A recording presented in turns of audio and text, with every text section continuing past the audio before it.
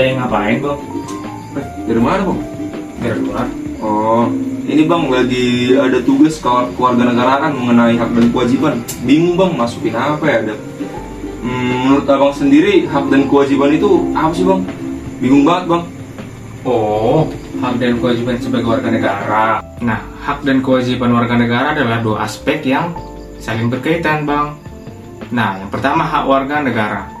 Hak warga negara adalah hak yang dimiliki setiap seseorang sebagai bagian dari suatu negara yang dijamin oleh konstitusi dan hukum negara tersebut seperti hak sipil, hak politik, ekonomi, dan budaya.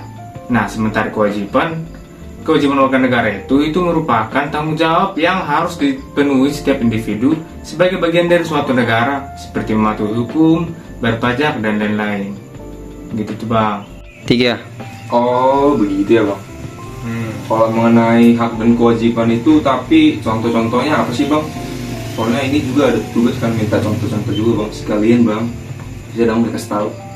Oh, contoh-contoh kasusnya sebagai warga dan pemerintah ya yang menjalankan hak dan kewajiban itu. Nah, betul bang.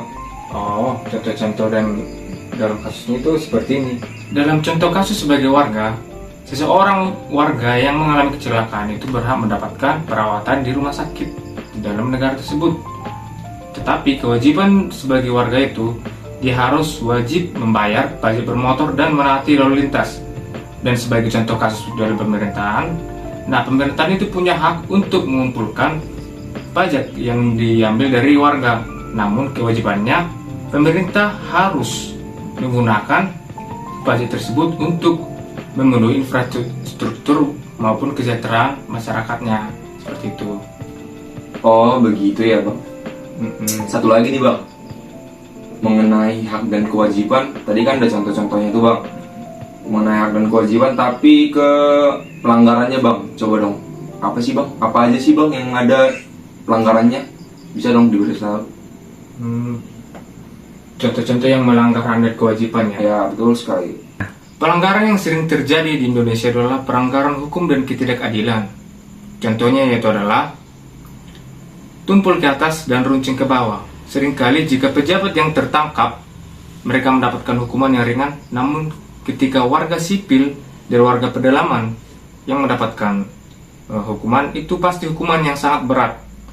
Nah, tetapi warga juga sering melakukan hal yang melanggar hukum dan ketidakadilan, yaitu seperti masyarakat sering main hakim sendiri, melanggar lalu lintas, dan tidak melaporkan kejahatan yang mereka ketahui.